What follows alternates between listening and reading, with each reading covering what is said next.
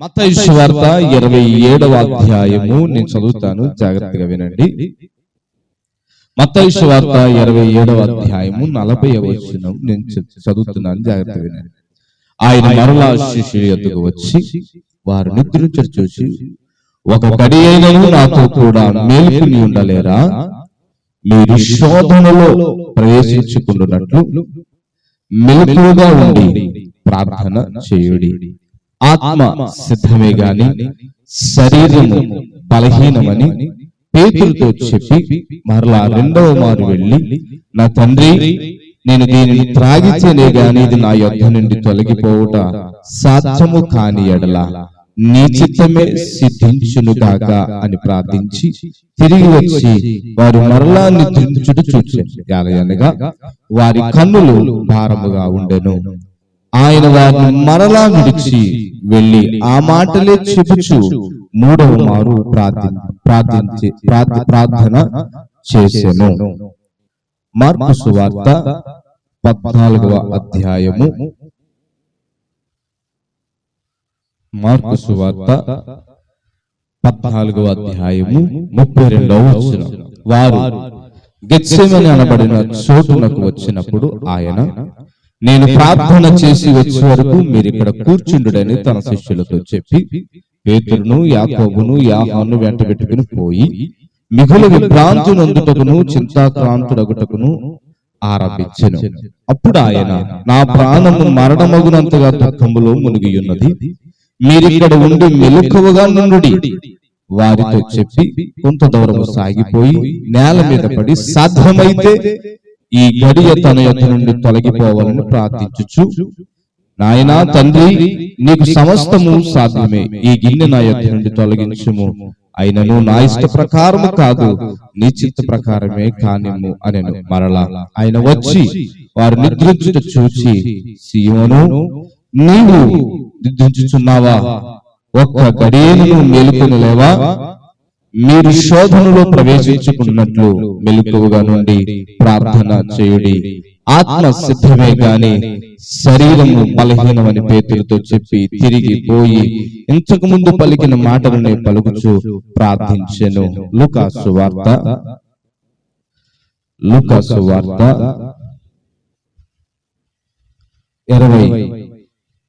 22వ అధ్యాయము 39వ వచనం. తరువాత ఆయన బయలుదేరి తన వాడుక చొప్పున ఒలీవ కొండకు వెళ్ళగా శిష్యులను ఆయన వెంట వెళ్ళిరి. ఆ చోటు చేరి ఆయన వారితో, మీరు శోధనలో ప్రవేశించుకుంటున్నట్లు ప్రార్థన చేయుడని చెప్పి వారి యొద్ద నుండి రాతివేత దూరం వెళ్లి మోకాళ్ళలోని, తండ్రి, ఈ గిన్నె నా యొద్ద నుండి తొలగించుటకు నీ చిత్తమైతే తొలగించుము, అయినను నా ఇష్టము కాదు నీ చిత్తమే సిద్ధించునుగాకని ప్రార్థించు. అప్పుడు ఆయన పరలోకం నుండి ఒక దూత ఆయనకు కనబడి ఆయనను బలపరుచు. ఆయన వేదన పడి మరింత ఆతురముగా ప్రార్థన చేయగా ఆయన చెమట నేల పడుచున్న గొప్ప రక్త బిందువు వలె ఆయన ప్రార్థన చాలించి లేచి తన శిష్యులకు వచ్చి, వారు దుఃఖము చేత నిద్రించుట చూచి, మీరెందుకు నిద్రించుచున్నారు? శోధనలో ప్రవేశించుకున్నట్లు లేచి ప్రార్థించని వారితో చెప్పెను. చిన్న ప్రార్థన. మహాపరిశుద్ధుడును ప్రేమ కలిగిన తండ్రి, దయగలిగిన దేవ, కృప కలిగిన రాజు, నీ కొందనాలు. కొద్ది నిమిషాలు నీ మాటలు మేము వినడానికి సిద్ధంగా ఉండగా నాయన, చెవులతో కాదు తండ్రి, మా హృదయంతో వినే మనసు నాకు దయచేయి. నేను కూడా తండ్రి ప్రభువా, ఏదో నా నోటి మాటలతో మెప్పించడం కాదు గాని నీ నోటి మాట నా నోట్లో ఉంటే తండ్రి ప్రభువా, బిడ్డలకు ఉపయోగపడుతుందనైనా వారి జీవితం కట్టుకోవడానికి, నీలో ఎదగడానికి సహాయం అవుతుంది. అట్టి కృపను అట్టి ధన్యత మాకు దయచేయమని యేసు పరిశుద్ధ నామములో అడిగి వేడుకొనుచున్నాము తండ్రి. ఆమేన్, ఆమేన్, ఆమేన్. ప్రియులారా, దేవుని యొక్క మహాకృపను బట్టి దేవాది దేవుడు ఈ లోకమునకు మనుష్య రూపునిగా వచ్చి సర్వ మానవాళి పాపము నిమిత్తమై ఆయన మరణము పొందిన వాడిగా ఉన్నాడు.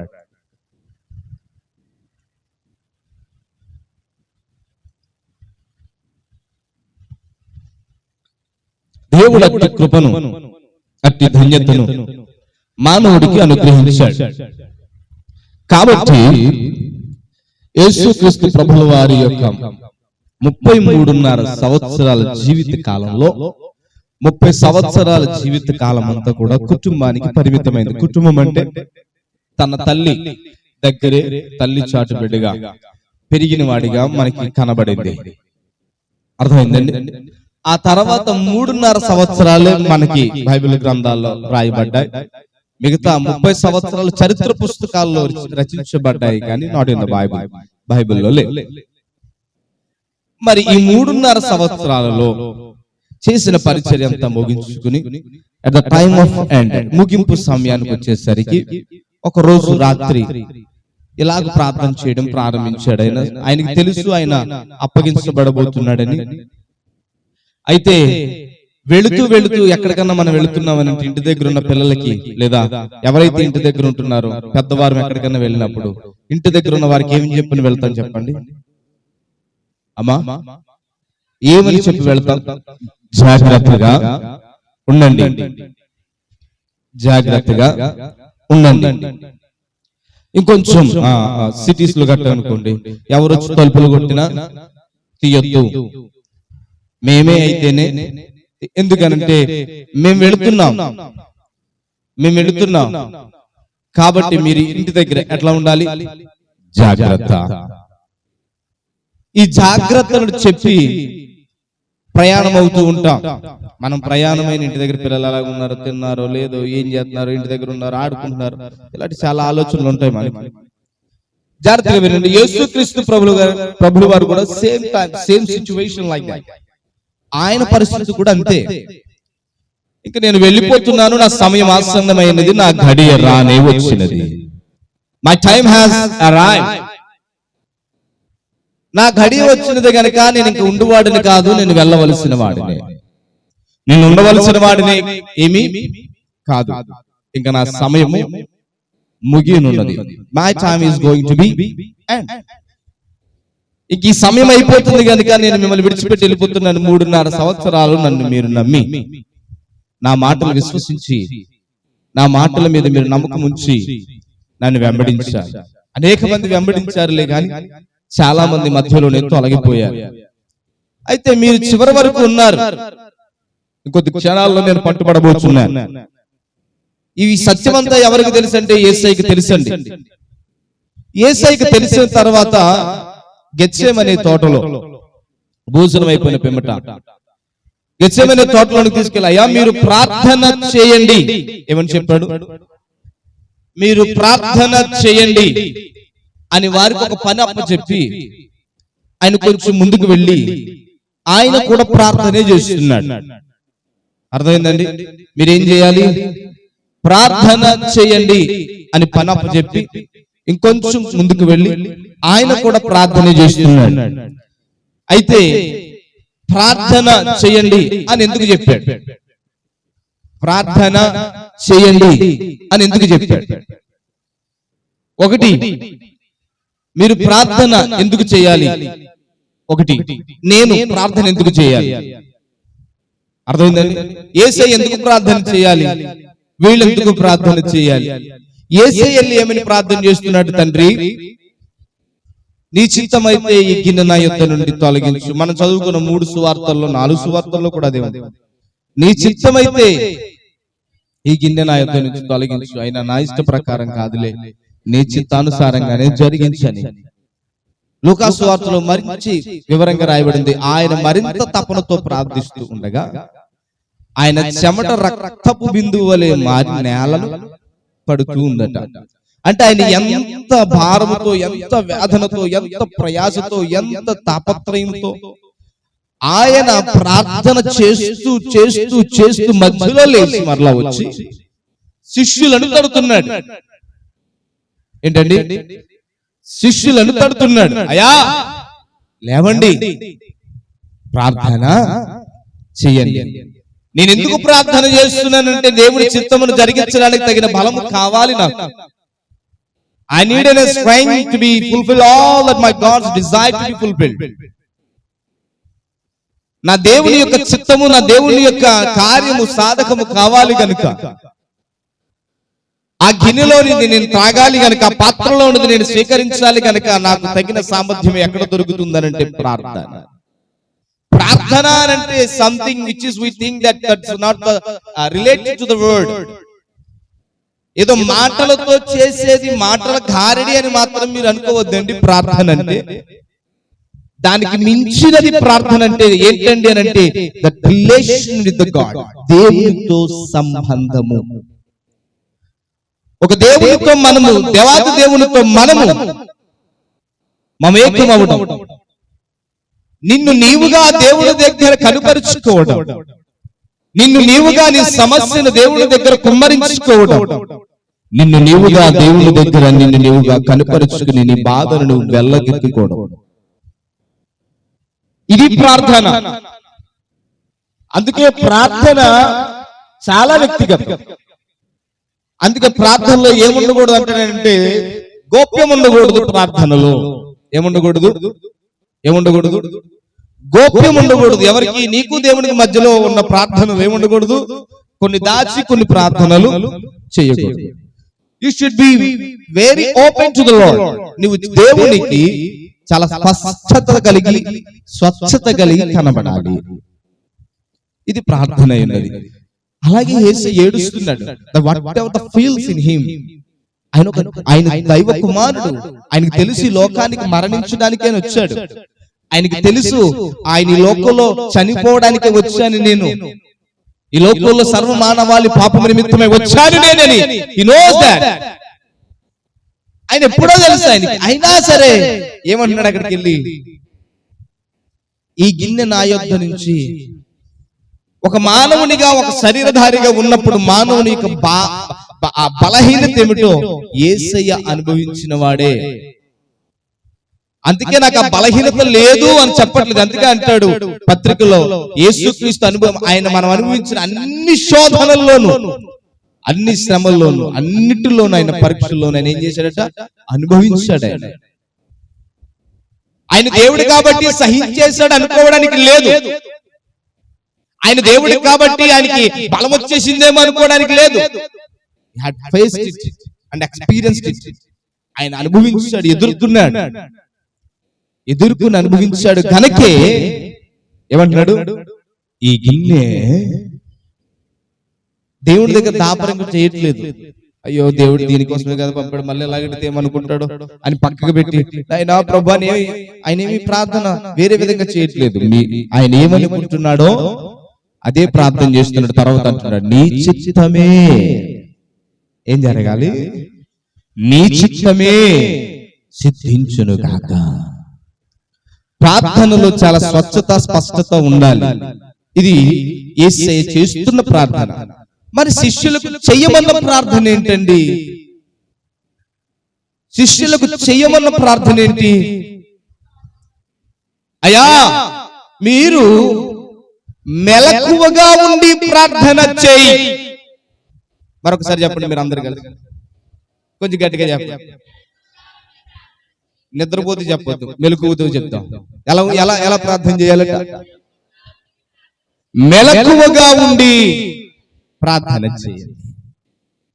Be aware and awake. మెలకువ కలిగి ప్రార్థన చేయి. ఏం కలిగి? మెలకువ కలిగి ప్రార్థన చేయి. నీవు అన్నిటికీ సంసిద్ధుడవై ప్రార్థన చేయి. మెలకువతో ఉండి ప్రార్థన చేయి. దేనికోసం చేయాలి? ఒకటి, ఎలా చేయాలి చెప్పాడు. రెండు, దేనికోసం చేయాలి? మీరు శోధనలోనికి ప్రవేశించకుండునట్లు ఏం చేయాలట? మీరు శోధనలోనికి ప్రవేశించకుండునట్లు ప్రార్థన చేయండి. ఒకటి, ఎలా ప్రార్థన చేయాలి? మెలకువగా ఉండి ప్రార్థన చేయాలి. ఎందుకు ప్రార్థన చేయాలి? శోధనలోనికి. అర్థమైపోయింది కదా, ఇంకా ప్రార్థన ఎందుకు చేయాలి మనకు అర్థమైపోయింది. చాలు. అసలు శోధనలోనికి ఎందుకు వెళదాం? ఇది అసలు ఇప్పుడు మనం ఆలోచించాల్సిన విషయం. అర్థమైందండి? అర్థమైందా? అసలు నువ్వు శోధనలోనికి వెళ్ళడానికి గల కారణాలేమిటి?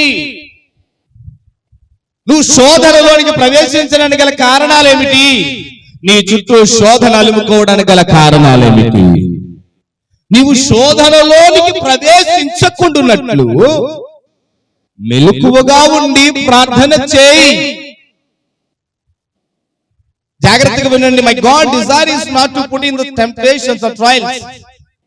నా దేవుడి ఉద్దేశం ఏంటంటే నేను శోధనలోనికి పంపించాలని కాదు, తప్పించాలని. ఇక్కడ చాలా జాగ్రత్తగా వినాలి ఈ మాట. ఆయన నీకు గొప్ప మార్గం చెప్తున్నాడు. నీవు పడిపోకుండా, ప్రవేశించకుండా, నీవు శోధనలోనికి వెళ్ళిపోకుండా నీకు ఆల్రెడీ ఒక సూత్రం చెప్పేశాడు ఆయన. ఏం చేయాలి అని అంటే ప్రార్థన చేయి. మరి నిన్ను శోధనలోనికి తీసుకెళ్లేదేమిటి? నువ్వు శోధనలోనికి వెళ్ళిపోతున్నావనంటే, నువ్వు శోధనలోని పడిపోతున్నావనంటే, నువ్వు శోధనలో బాధపడుతున్నావనంటే, అనేక రకాలుగా శోధించబడుతున్నావనంటే, అనేక విధాలుగా శోధించబడుతున్నావు, బాధించబడుతున్నావు, శ్రమల పాలవుతున్నావు, ఇబ్బందులు పడిపోతున్నావు అని అంటే నువ్వేం చేయలేదు? మెలకువతో ప్రార్థన. ఈ మెలకువతో ఉండి ప్రార్థన చేయకపోవడం వల్ల వచ్చే నష్టం ఏంటో తెలుసండి? ఇంకా కొంచెం కిందకి చదివితే మనకు ఒక మాట ఉంటుంది. ఆత్మ, జాగ్రత్తగా వినండి, ఆత్మ సిద్ధమే కానీ నిన్ను శోధనలోనికి వెళ్ళేలాగా ప్రేరేపించేది ఏమిటంటే సిద్ధము లేని శరీరం. అంతేగా తల్లి? ఏమరే అమ్మా, అంతేనా? నిన్ను శోధనలోనికి, నిన్ను పాపములోనికి, నిన్ను శ్రమలలోనికి, నిన్ను దేవుడికి ఇష్టము లేని స్థానములోనికి నడిపించేది ఏంటంటే శరీరం. It was not at ready. That body that which is the flesh you have, మీకున్న ఈ శరీరం ఏం చేస్తుందనంటే ఇట్ ఆల్వేస్ కాంట్రవర్సీ. ఎప్పుడు కూడా దేవుడితో కాంట్రాస్ట్, ఎప్పుడు కూడా వ్యతిరేకమే. దేవుడి యొక్క సంబంధిత వ్యవహారాలతో ఎప్పుడు వ్యతిరేకంగానే ఉంది. It is not allowing you to be in the protected place. సంరక్షణ కలిగిన స్థానంలో ఉండడానికి అది ఒప్పుకుంటలేదు. నీ చుట్టూ ఒక కవచమును ఉండడానికి ఒప్పుకోవడం లేదు. చక్కటి ఏదేను తోటనేసి నువ్వు కష్టపడద్దురా నాయనా, నువ్వు శ్రమ పడద్దురా నాయనా, చెమట అంటే ఏమిటో కూడా నీకు తెలియదురా నాయనా, అలాంటి స్థానములు పెట్టి నువ్వు తిని చక్కగా ఫలించు, అభివృద్ధి చెందు, దీవించబడనంటే they are lost their glory and they are send out. వారి వారి మహిమను కోల్పోయి వారు ఏం చేశారు? నెట్టివేయబడ్డారు. ఆత్మ సిద్ధమే కానీ శరీరము ఒప్పుకోవటం లేదు. ఆ రక్షణను అనుగ్రహించిన ఈ రక్షణను ఒప్పుకోవటం లేదు. మరి ఈ శరీరం ఏం చేస్తుందంటే ఈ శరీరము మాటికి కూడా దాని అనుకూలతను కోరుకుంటుంది. Jesus knows it. అందుకే అన్నాడు, తన శరీరానుసారంగా దేవుడి దగ్గరికి వెళ్ళినప్పుడు, అయ్యా నీ చిత్తమైతే, ఏమన్నా నీ చిత్తమైతే ఈ గిన్నె నా యొద్ద నుంచి తీసే,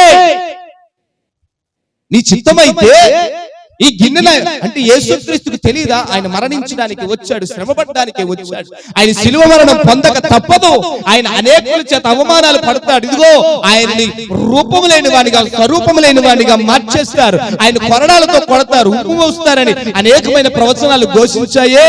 ఈ ప్రవచనాలు ఎరిగిన వాడే అది నెరవేర్చడానికే వచ్చానే అని తెలిసినా కూడా ఈ శరీరము దానిని చెప్పండి అనుకూలించట్లేదు. దేవుడి పనికి అనుకూలించట్లేదు, దేవుడి చిత్తానికి అనుకూలించట్లేదు, దేవుని యొక్క కార్యానికి అనుకూలించట్లేదు, దేవుని యొక్క నిర్ణయానికి. ఆత్మ ఎల్లప్పుడూ సిద్ధమే. ఈ శరీరమే, నా శరీరమే బలహీనం. ఇప్పుడు మనం ఈ శరీరాన్ని బలంగా మార్చుకోవడానికి ఏం చేయాలి? మరి బలహీనం కాదండి ఇది, తీసేసుకుందామా? మాట్లాడతలేదు ఏమా? ఈ బలహీనం కదండి ఈ శరీరం, తీసేసి ఆతలు పడిచేద్దామా? అట్టయితే అట్ట సార్, ఎట్ట కుదురుద్దండి? కుదరదు. ఇది తీసేయాల్సిన మహానుభావుడు అక్కడే.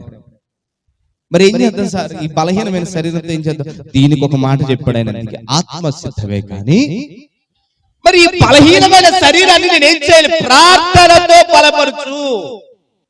అదే ఆయన చెప్పింది. అరే నాయనా, నీ శరీరము నిన్ను ఏమాత్రము కూడా దేవుని ప్రొటెక్షన్ లో, దేవుని రక్షణలో, దేవుని సంరక్షణలో, దేవుని చిత్తములో, దేవుని పనిలో ఉండనివ్వదు.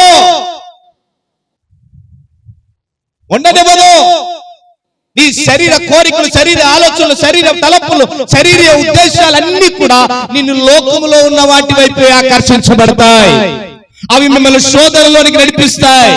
కాబట్టి మెలకువగా ఉండి, దానికి అర్థం చెప్పండి ఒకసారి నాకు సార్. మెలకువగా ఉండడం అంటే ఏంటి?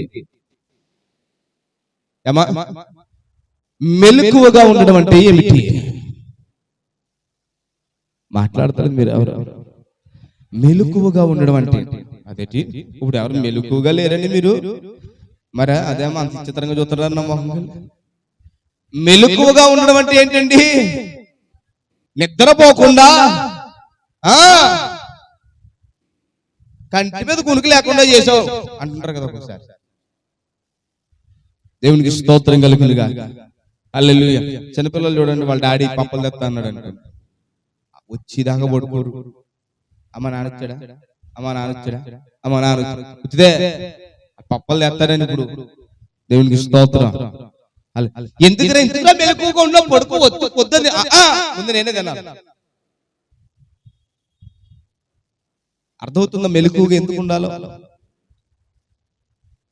వేకువజామునే లేచి నువ్వు మెలకువతో ప్రార్థించాలి. నువ్వు మెలకువగా ఉండాలి. ఎందుకు? కాపలా కాసేవాడు మెలకువతో ఉండాలి. ఎందుకు? ఏ దొంగ చొరబడకుండా. నీ శరీరం ఎప్పుడు కూడా మెలకువను కోరుకోదు. అర్థమైందండి? నీ శరీరం ఎప్పుడు కూడా మెలకువను కోరుకోదు. It always want something, need rest. నీ శరీరం ఎప్పుడు కూడా విశ్రాంతి కావాలి, సేద తీరాలి, సంతోషంగా గడిపేయాలి. మంచిది. జాగ్రత్తగా వినండి. In the process of making your flesh to be happy, మన శరీరాన్ని సంతోషపరుచుకునే క్రమంలో we lost our sense called awaking. మనము మెలకువగా ఉండుట అనే స్పృహను కోల్పోతున్నాం. అర్థమైందని చెప్పి మాట జాగ్రత్తగా వినండి. మన శరీరాన్ని మన సంతృప్తి పరిచి సంతోషపరిచే క్రమములో మనం ఏం మర్చిపోతున్నాం తెలుసా? మెలకువను కోల్పోయాం. మనం మత్తులో పడిపోయాం.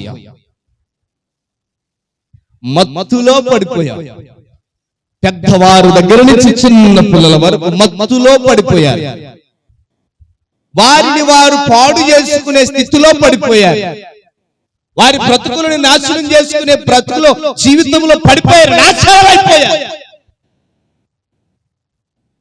వారి శరీరాలను దుర్భరం చేసుకుంటున్నారు, జీవితాన్ని దుర్భరం చేసుకుంటున్నారు, భవిష్యత్తును దుర్భరం చేసుకుంటున్నారు, తల్లిదండ్రుల యొక్క ఆశలను దుర్భరం చేస్తున్నారు, కుటుంబాల యొక్క జీవితాలను దుర్భరం చేస్తున్నారు. They lost in the, చెప్పండి, వారు మైకుల్లో పోయారు. ఏ మైకులో పోయారు? మైకులో పోయారు వాళ్ళు. దేవునికి స్తోత్రం కలుగునుగాక. హల్లెలూయా, హల్లెలూయా. ఎంత భయంకరమైన మైకం అంటే, ఎంత భయంకరమైన మైకం అంటే, మీరు న్యూస్ చూస్తే తెలుస్తుంది. 3 బిడ్డల తల్లి, ఎంతమంది పిల్లలకి? 3 బిడ్డల తల్లట కరెంటు స్తంభం ఎక్కేసి దూకేస్తానంటుంది. ఎందుకు అనుకుంటారు మీరు? చెప్పండి అమ్మా. 18 సంవత్సరాల కుర్రాన్ని ప్రేమించిందట 3 బిడ్డల తల్లి. ఇప్పుడు ఆ కుర్రాన్ని తెచ్చి పెళ్లి చేస్తారని కరెంటు స్తంభం ఎక్కువ దూకేనా? మళ్ళీ ఎవరిని అడగట్లేదు, తల్లిదండ్రులు గారు అత్తమామలుగా తన భర్తే ఇవ్వాలి పర్మిషన్ అంటే. ఏం కోల్పోయావు నువ్వు? నీకు అర్థమవుతుందా? విచక్షణ కోల్పోయింది. అంటే తన శరీరమును సుఖపరుచుకుని సంతోషపరిచే క్రమములో మెలకువ లేదు, నేను ఏం చేస్తున్నా స్పృహ కోల్పోయింది. అందుకే అన్నాడు, అయ్యా నీకు తెలియకుండానే పాపం నీ మీద ఏలుబడి చేస్తది, నీకు తెలియకుండానే శాపం నీలో ఏలుబడి చేస్తది, నీకు తెలియకుండానే నేను శోధనలోకి నెట్టేస్తది, నెట్టేసే వరకు పడేంత వరకు నీకు తెలియదురా అయ్యా. అందుకే మీరు మెలకువగా ఉండి ప్రార్థన చెయ్యండి. మెలకువగా ఉండి ప్రార్థన చేయి. ఈ మెలకువగా లేకపోతే ఇదిగో ఎవరు తమ్ముడో, ఎవరు అన్నయ్యో, ఎవరు అక్కో, ఎవరు చెల్లో విచక్షణ కోల్పోతావు. You lost your conscience. అందుకే మెలకువగా ఉండు. పాపాన్ని చొరబడనివ్వకు, పాపాన్ని చొరబడనివ్వకు. దేవునికి స్తోత్రం. హల్లెలూయా, హల్లెలూయా. విచక్షణ కోల్పోతావు. విచక్షణ కోల్పోయిన ఇద్దరు యవనస్తులు, చిన్న బిడ్డ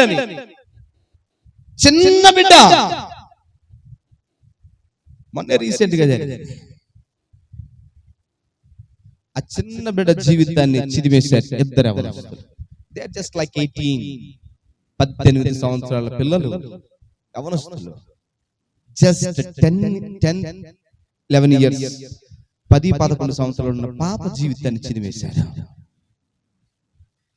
అరే నీ చెల్లి లాంటిదని నీకు తెలియలేదు, ఎందుకంటే నువ్వు శరీరాన్ని సుఖపెట్టే క్రమంలో మాయలో పడిపోయావరా. నీకు తెలియట్లేదు, నీకు అర్థం కావట్లేదు.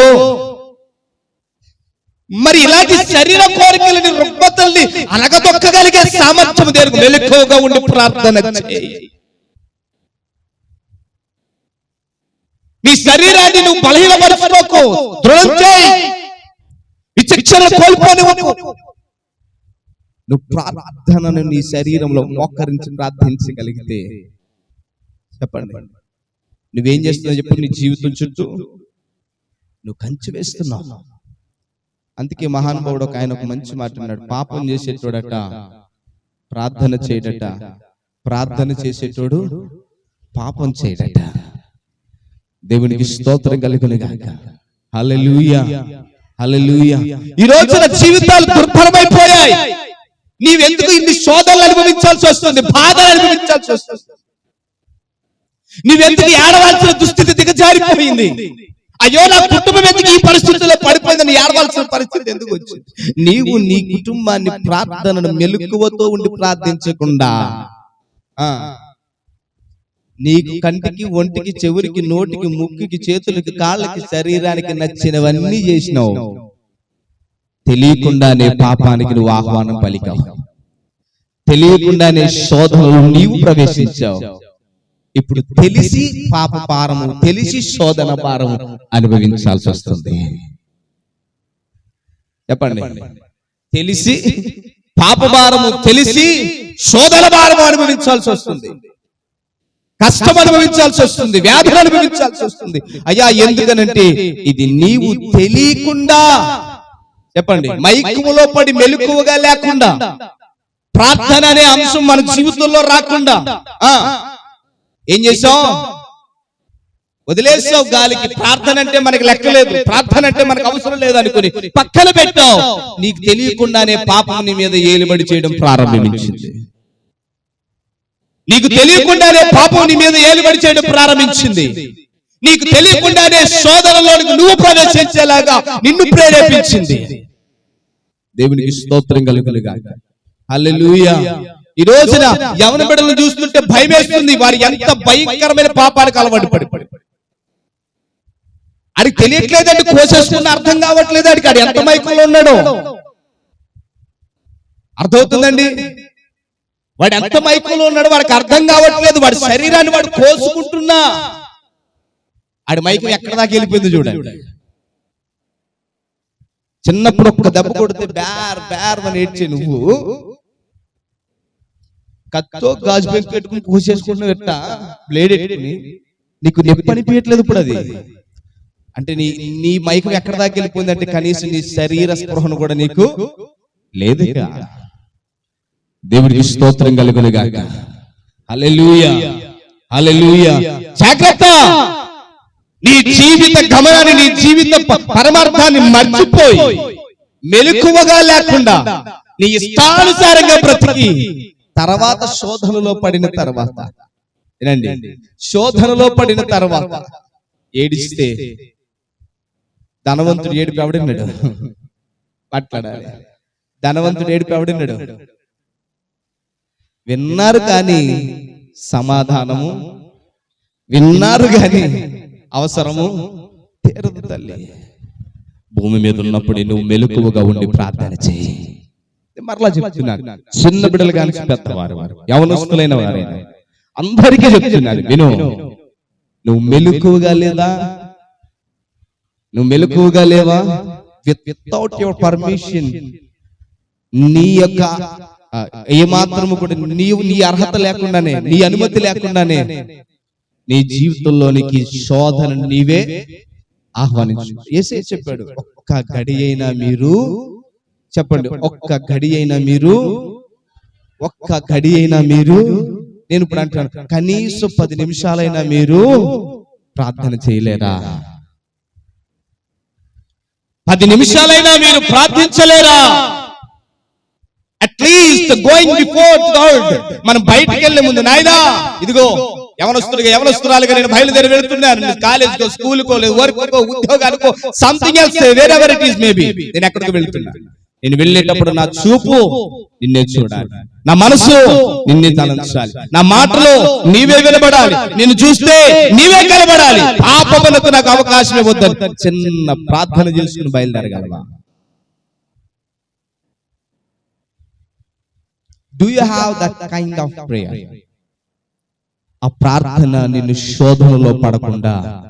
అందుకే సతీష్ కుమార్ గారు అప్పుడు పాట రాశారు, ఎక్కడో చూసానని అక్కడే మనసిచ్చేసానని, అందంగా ఉన్నాడని అన్నీ తెలిసిన వాడని, ప్రేమ ముసుగులో అందుడనై, ఏమైపు ఎక్కడో దారంట పోతే చాలు, దారంట పోతే చాలు, అలా రోడ్డు మీద వెళ్తే చాలు, మనం కళ్ళ నేత్రానందం అంటారు దాన్ని. నీకు తెలియట్లేదు నాయనా, నీ కళ్ళు నిన్ను ఎంత మైకులో తిప్పేసాయి, నువ్వు అనుకుంటున్నా చూస్తున్నావు, కాదు, మత్తైపోయావు, మత్తుడు అయిపోయాను. నీకు తెలియకుండానే మైకుల్లో పడిపోయావు, అందం అనే మైకుల్లో పడిపోయావు, ఆకర్షణ అనే మైకుల్లో పడిపోయావు. జాగ్రత్త, అది నిన్ను శోధనలోనికి నడిపిస్తుంది. సంసోను ఎంత బలవంతుడండి చెప్పండి, గట్టిగా చెప్పండి.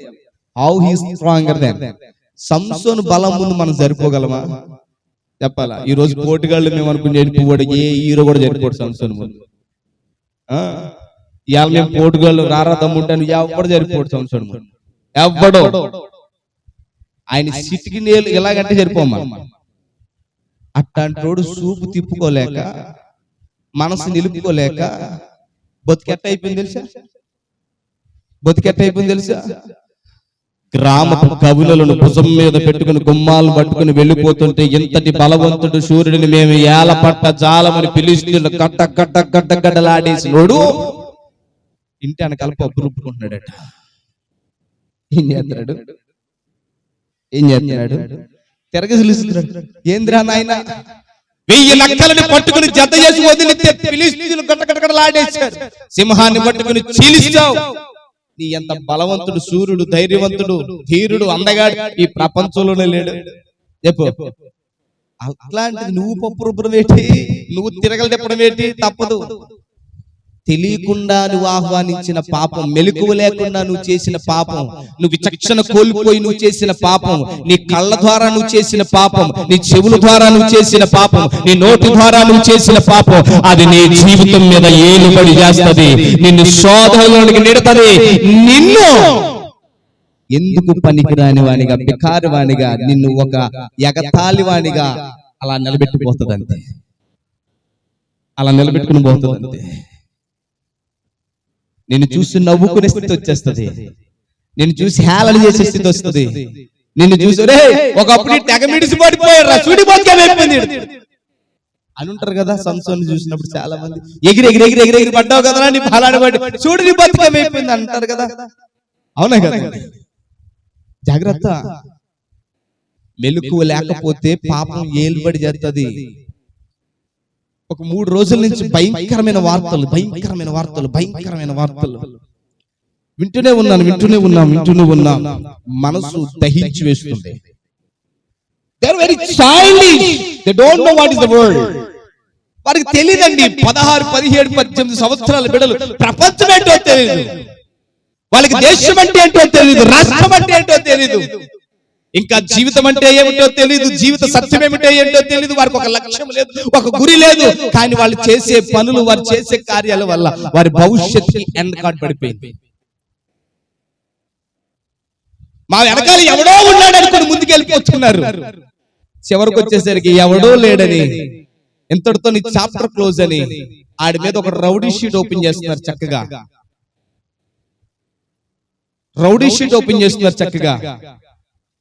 అంతే. ఇంకా ఆడి మీద ఒక ముద్ర పడిందంటే ఏ గొడవ వచ్చినా ముందు ఆడే తీసుకెళ్ళి లోపలేస్తారు. ఎస్పెషల్లీ నౌడేస్, ఈ రోజుల్లో భయంకరంగా ఏమైపోయింది నీ బతుకు? మన పిల్లలు మేము వెళ్ళాం ఆ రైల్వే స్టేషన్కి వెళ్ళినప్పుడు.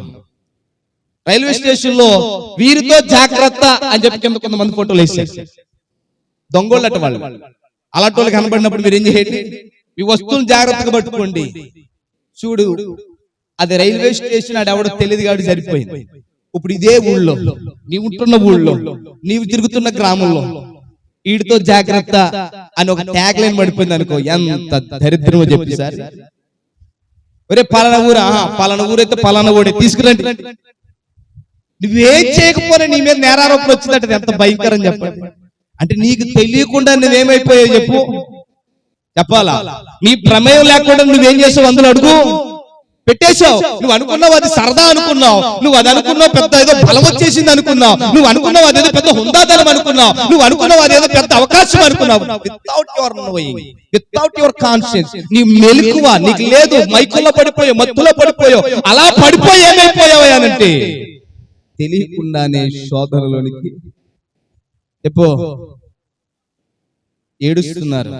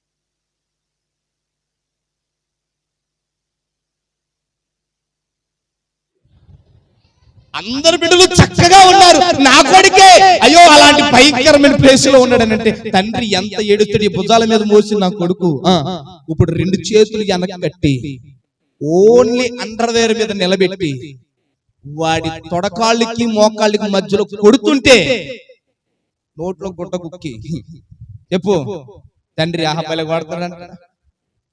ఏం చేసేవారు నాయన?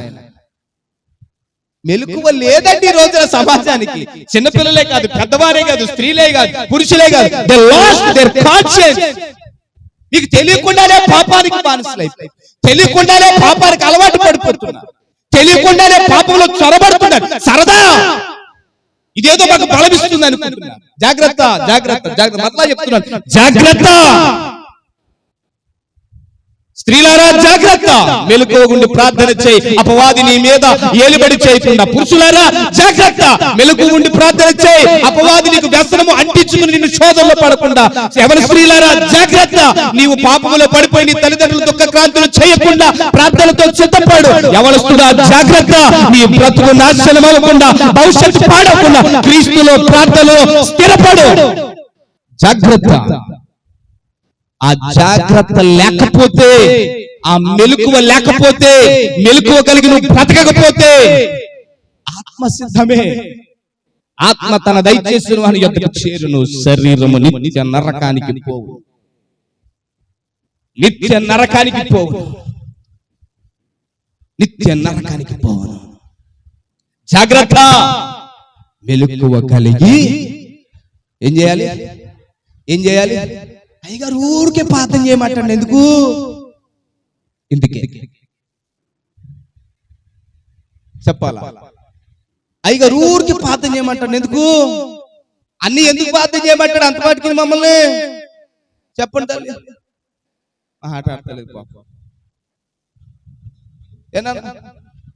ప్రార్థన చేయండి రాని మీకు ఎందుకు చెప్తాం మేము? రేపు పొద్దున మిమ్మల్ని కన్నా పాపానికి అలా ఆడకూడదు. రేపు పొద్దున మీ భవిష్యత్తును బట్టి వాళ్ళు దుఃఖపడకూడదు.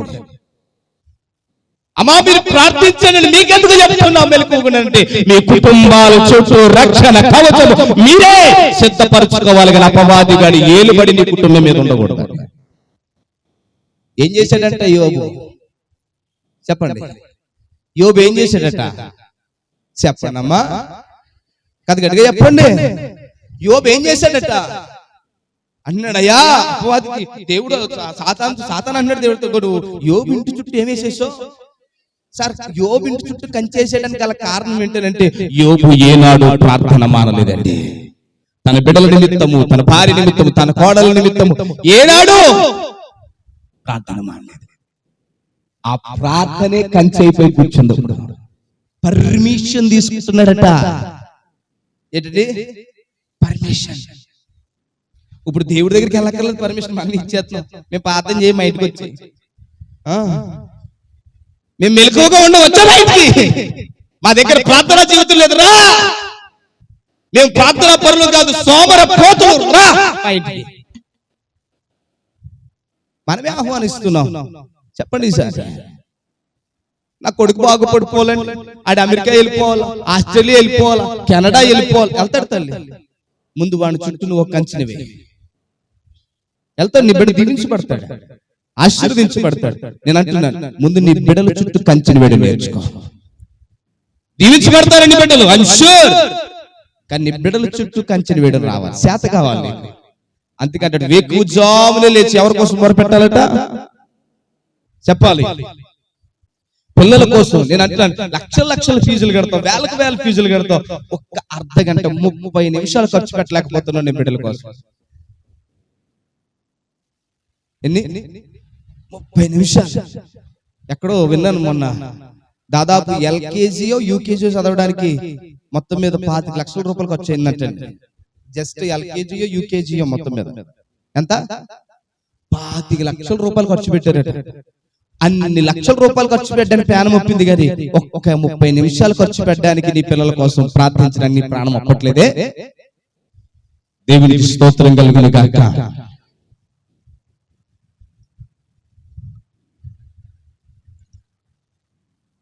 హల్లెలూయా, హల్లెలూయా, హల్లెలూయా. జాగ్రత్త. మరలా చెప్తున్నాను, యేసుక్రీస్తు ప్రభుల వారు కేవలం శిష్యులకు మాత్రమే చెప్పలేదండి మాట, ఊరికనే చెప్పలేదు మాట. మీరు శోధనలో ప్రవేశించకుండాన్నట్లు మీరు ఆ శిష్యులకు చెప్పడం కాదు, కాదు. ఇది సర్వ మానవాళికి వర్తిస్తుంది. నీ జీవితం పాడవకుండా, నీ బ్రతుకు పాడవకుండా, నీ కుటుంబం పాడవకుండా, నీ బిడ్డలు పాడవకుండా, నీ భర్త పాడవకుండా, నీ సమాజం పాడవకుండా ఉండాలంటే ప్రార్థన అనే కంచెని వేడు నేర్చుకో. ఎందుకనంటే ఆత్మసిద్ధమే గాని శరీరం ఏం చేస్తుంది? బలహీనపరుస్తుంది, నిన్ను అనగదొక్కుతుంది, నిన్ను అనగదొక్కుతుంది. మరి అనగదొక్కే ఈ శరీరాన్ని నువ్వు ఎలాగ అనగదొక్కాలంటే ప్రార్థనలో నలగగొట్టు. హల్లెలూయా, హల్లెలూయా. ప్రార్థనలో నీ శరీరాన్ని ఏం చేయి, నలగొట్టు. నలిగే కొద్దీ, చెప్పండి, నలిగే కొద్దీ మంచి పరిమళ వాసనగా మారిపోతాం మనం. దేవునికి స్తోత్రం కలుగును గాక. హల్లెలూయా, హల్లెలూయా. బియ్యం ధాన్యం నలిగితేనే ఏమైనా బియ్యం అవుతాయి, తినగలుగుతాం.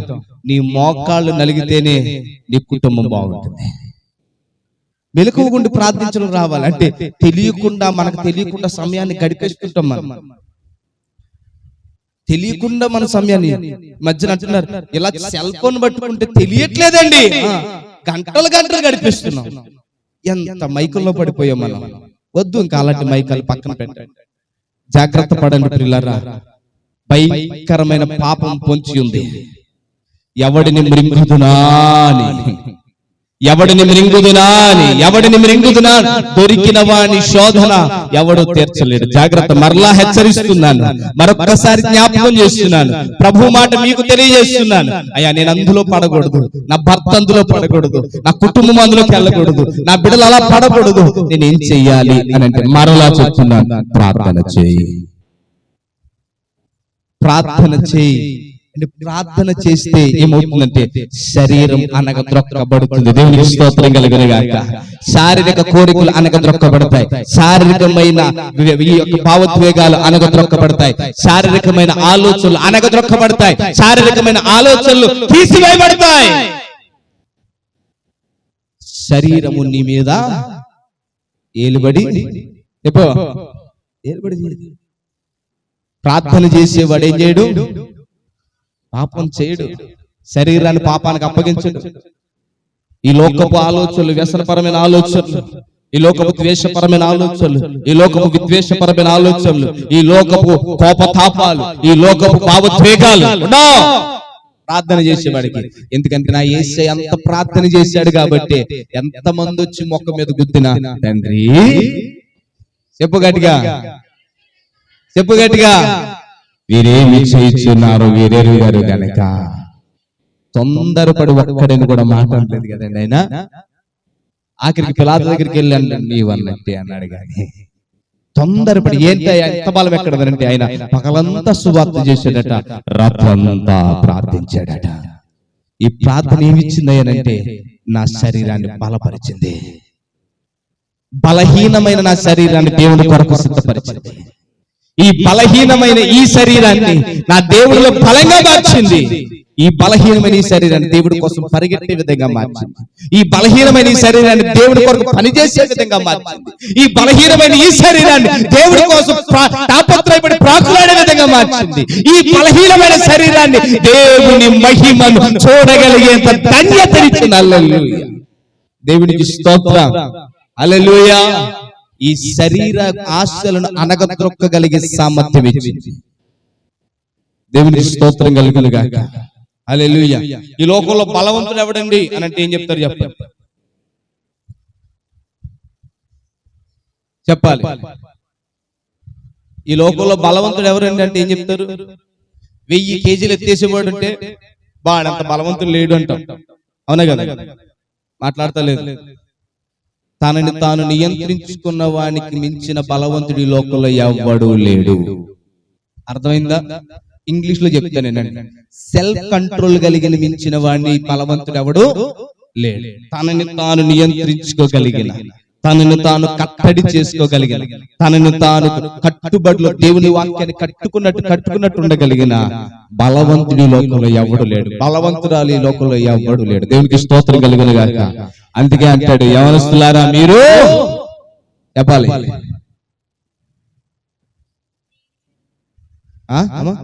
మన వాక్యాలు పెట్టేకండి,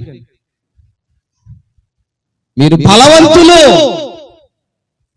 అయ్యా మీరు బలవంతులని ఎందుకు చెప్తున్నాడు తెలుసా? మిమ్మల్ని మీరు నియంత్రించుకునే అంత బలం మీకు ఉంది. ఎలా నియంత్రించుకోవాలి? మోకరించు. ఎలా నియంత్రించుకోవాలి? అంగలార్చు. ఎలా నియంత్రించుకోవాలి? ప్రార్థన చేయి. మెలకువ కలిగి. పాపానికి అవకాశం ఇవ్వకు. నీకు తెలియకుండానే వెళ్ళిపోతున్నావు. ఒకసారి ఆలోచించు. నీకు తెలియకుండానే పడిపోయావేమో ఒకసారి ఆలోచించు. నీకు తెలియకుండానే చేస్తున్నావేమో ఒకసారి ఆలోచించు. ప్రియ తల్లి, ప్రియ యవనస్తురాలా, ప్రియ సహోదరుడా, మరొకసారి చెప్తున్నా, నీకు తెలియకుండానే పర్వాలేదులే, ఇది తప్పు కాదులే అనుకోకుండానే తెలియకుండానే చేస్తున్నవేమో.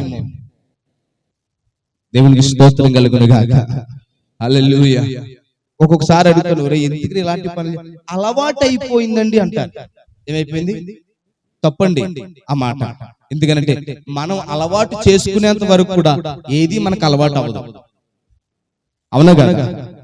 నువ్వు అలవాటు చేసుకున్నావు కాబట్టి అలవాటు అయ్యింది. నీకు అలవాటు అయిపోయిందండి అని చెప్పడానికి లేదమ్మా. ఎందుకంటే నువ్వు అలవాటు చేసుకున్నావు. అలవాటు మానుకో. దేవుడు నిన్ను సంరక్షించడానికి సిద్ధంగా ఉన్నాడు.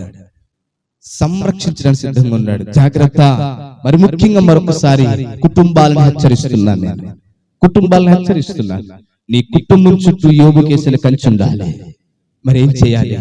మోకరించి ప్రార్థించు, మెలకువగుండి ప్రార్థించు, శోధనలోకి వెళ్లకుండా ప్రార్థించు, అపవాది నీ మీద ఆధిపత్యం చేయకుండా ప్రార్థించు. నువ్వు మెలకువతో ఉండి ప్రార్థించు, స్వచ్ఛతంగా దేవునికి ప్రార్థించు, నీవు దేవునితో తత్సంబంధము కలిగి ప్రార్థించు. ఆ గొప్ప దేవుని యొక్క మంచి సమాధానాన్ని కలిగి నువ్వు ప్రార్థించు. ఆ ప్రార్థన నీ జీవితంలో ఒక గొప్ప మేలును చూడడానికి కారణమవుతుంది. ఆమేన్, హల్లెలూయా. ఆ ప్రార్థన నీ జీవితంలో గొప్ప మేలును చూడడానికి కారణమవుతుంది. జాగ్రత్త, మరలా చెప్తున్నాను, జాగ్రత్త. పాపమునకు దూరముగా ఉండాలనంటే నువ్వేం చేయాలి చెప్పండి? ప్రార్థన. మెలకువగా ఉండి ప్రార్థన. పడిపోయి ప్రార్థన చేస్తానండి అంటే కుదరదు. పడిపోయానండి ప్రార్థన చేస్తానంటే అది టైం పడుతుంది. నువ్వు ఇంకా శోధనలోనికి వెళ్లకుండానే, పడిపోకుండానే దేవుడు నిన్ను హెచ్చరిస్తున్నాడు. మరొక్కసారి హెచ్చరిస్తున్నాడు. ఇది మా కోసమేనేమో చెప్తున్నాడు అనిపిస్తుందేమో నీకు. ఒకవేళ నీకు అలాగే అనిపిస్తే ఈ రోజు నీ కోసమే మాట్లాడుతున్నాడు దేవుడు. ఈ రోజు నా కోసమే మాట్లాడుతున్నాడు దేవుడు. నిజంగా ఇది నా కోసమే అనుకుంటే ఇది నీ కోసమే. నీ మెలకువగా, ఒకవేళ మైకుల్లో పడిపోయాం, మత్తులో పడిపోయాం, అలవాట్లో పడిపోయాం, లేపడానికే నా యేసు ఈ మాటలు చెప్తున్నాడు. అందరూ